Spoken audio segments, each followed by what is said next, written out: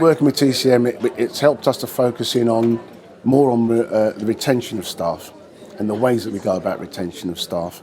And it's also making staff feel more comfortable and confident that if they've got an issue, that they've got a platform where they can go and they can have a talk about it, which isn't always going to be reflected on their personal records.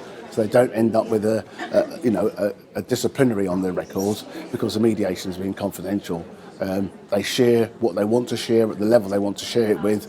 The report or the outcomes or the action plan is shared with who they want to be shared with, and they both agree on that. So it's a lot less formal and more informal. I think importance is to offer it as an option for people.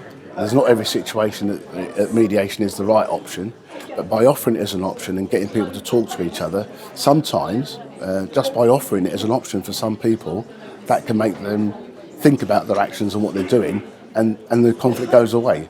For other people, it gives us a real clear structure in way to go through it step by step. And also, it's not just the actual mediation on the day that's important, it's all the follow-up and the support that you put in place afterwards, which, generally speaking, people really, really like. We've always had mediation as an option within our trust policies. We didn't have anybody trained to deliver it. And as I was one of the main mediators, I put forward that I should come on this particular course with TCM and get trained up, have some qualifications to back up the actions that we were carrying out. Up until that point, we'd purely been following the ACAS guidance around mediations, and I felt that we needed to strengthen that up in order to make sure that we had the organisation covered and that we were protecting the individuals as well.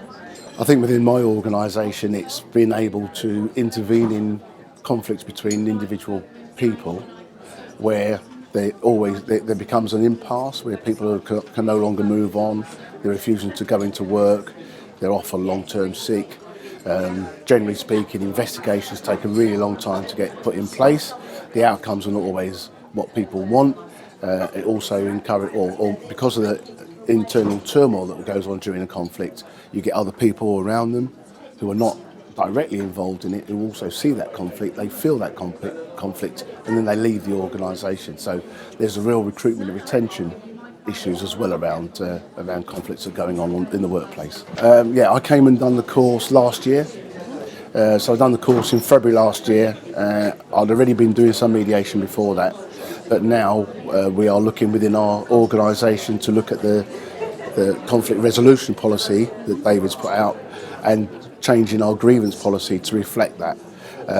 When it came out earlier this month, I shared that with my HR business partners and my HR director, all really keen to get involved in that and to use that as a way forward for our organisation. So we're going to build on that, and it's also encouraged other members of my team within HR to come and do the course with TCM. So there's one other member of staff who's already trained, and I've got another 2 members of staff who also want to become trained. So we begin to pull together a pool of qualified mediators, and we can do it within our own workforce, but also within Dorset. We've got other health organisations who we could go and help them to do mediations as well.